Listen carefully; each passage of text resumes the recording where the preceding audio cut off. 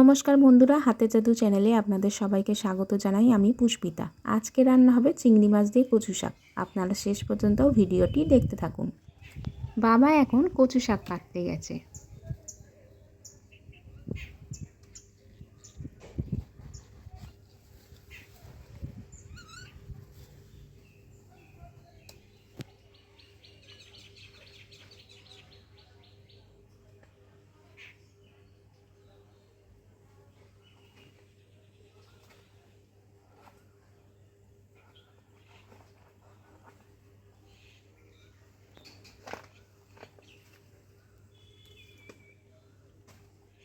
অনেকেই এই পাতাগুলোকে রান্না করেন, তবে আমাদের এই পাতাগুলো নেবে না, সেই জন্য বাবা আগে থেকেই ছেঁটে দিচ্ছে।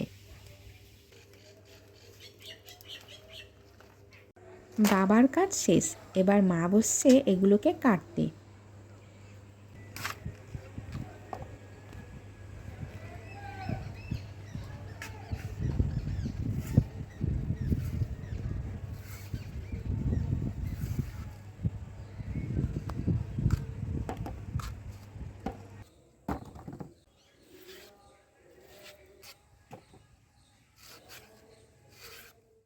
ইলিশ মাছের মাথা দিয়ে কচু শাক তো অনেকেই পছন্দ করেন, তবে চিংড়ি মাছ দিয়ে কচু শাকের স্বাদও কিন্তু অতুলনীয়।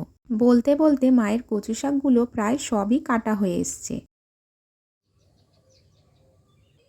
চিংড়ি মাছগুলোকে মা আগে থেকেই ধুয়ে রেখেছিল, এখন শুধু বেছে নিচ্ছে।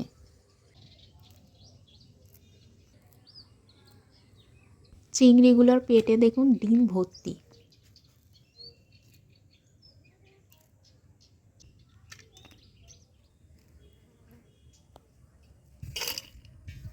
এবার এগুলোতে নুন হলুদ মাখিয়ে নিচ্ছে।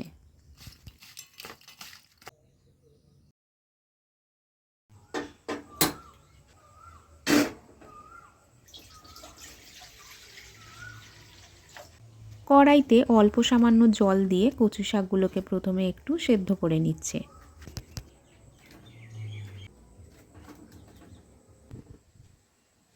এর মধ্যে একটু নুনও দিয়ে দিল। মা এক গামলা কচু শাক কেটেছে, কিন্তু কড়াইতে সব কচু শাক একসাথে ধরবে না, সেই কারণে অল্প অল্প করে দিচ্ছে। যখন একটু কমে আসছে তখন আবার তুলে তুলে দিচ্ছে। সব কচু শাকগুলো এবার দেওয়া হয়ে গেছে, আর দেখুন কত জল বেরিয়েছে।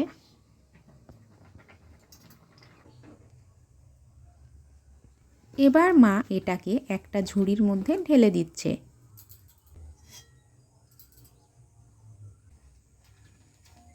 কচুর মধ্যে যে জলগুলো ছিল সেগুলোকে ভালো করে ঝরিয়ে নিল। কড়াইতে সর্ষের তেল গরম হতেই নুন হলুদ মাখানো চিংড়ি মাছগুলোকে মা ছেড়ে দিল।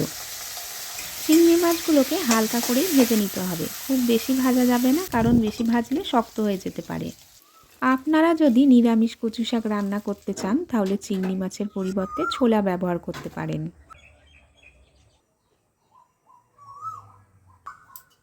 কড়াইতে সর্ষের তেল দিয়ে ওর মধ্যে দিয়ে দিল একটু কালো জিরে আর তেজপাতা, সাথে দিয়ে দিল লঙ্কা গুঁড়ো, হলুদ গুঁড়ো আর জিরে গুঁড়ো।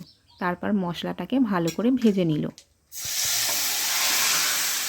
এরপর সেদ্ধ করে রাখা কচু শাকগুলোকে এর মধ্যে দিয়ে দিল। মশলার সাথে এগুলোকে ভালো করে মিশিয়ে নেবার পর এর মধ্যে দিয়ে দিল সামান্য চিনি। কচু শাকে একটু চিনি দিলে এর স্বাদ দ্বিগুণ হয়ে যায়। এরপর ভেজে রাখা চিংড়ি মাছগুলোকে এর মধ্যে দিয়ে ভালো করে নাড়তে লাগলো। যেহেতু সেদ্ধ করার সময় নুন দিয়েছিল, সেই কারণে রান্নায় আর নুন দেবে না। নুন একটু বেশি হয়ে গেলে কচু শাক আর খেতে ভালো লাগে না। কচু শাক রান্নার সময় খেয়াল রাখবেন এর জল যেন পুরো শুকিয়ে যায়, তবেই এর আসল স্বাদ পাওয়া যায়। তৈরি হয়ে গেল চিংড়ি মাছ দিয়ে কচু শাক। বাড়িতে অবশ্যই ট্রাই করবেন, আর কেমন লাগলো কমেন্টে জানাবেন।